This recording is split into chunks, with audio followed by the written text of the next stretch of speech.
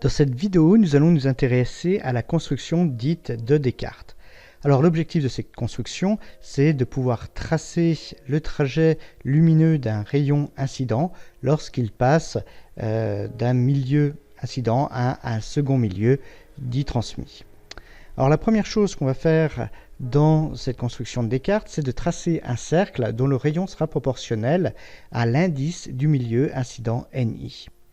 On va ensuite prolonger le rayon incident jusqu'à ce qu'il couple ce cercle.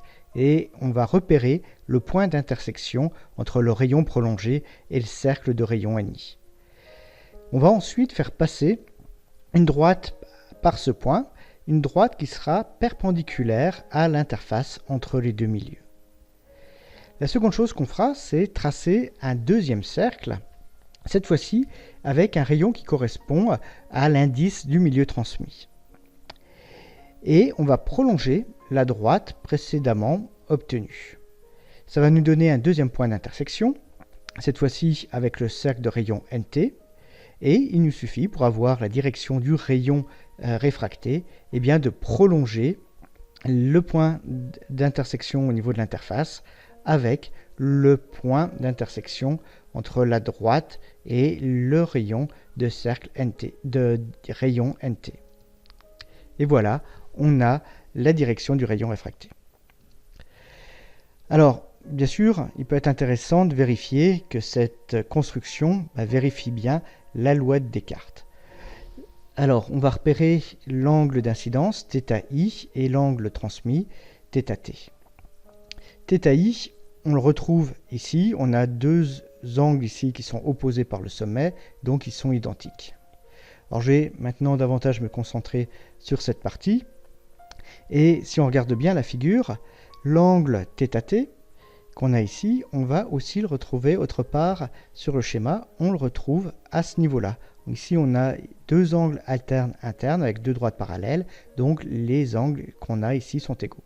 Et pareil, pour l'angle θi qu'on a ici, on le retrouve identique à ce niveau-là. Encore une fois, c'est des angles alternes internes. Donc là, on se concentre juste sur cette partie. Et là, on va essayer de déterminer la longueur qu'on a à ce niveau-là. Cette longueur grand L. Alors, elle est en fait très facile à exprimer.